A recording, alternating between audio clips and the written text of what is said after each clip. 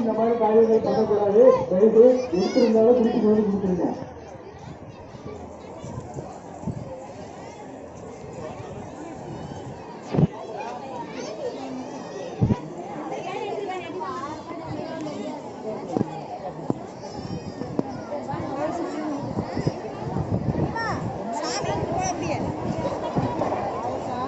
வரி செலுத்துறவங்க கவர்மெண்ட் வரி செலுத்துங்க.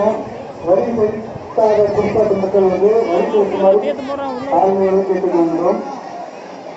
வரி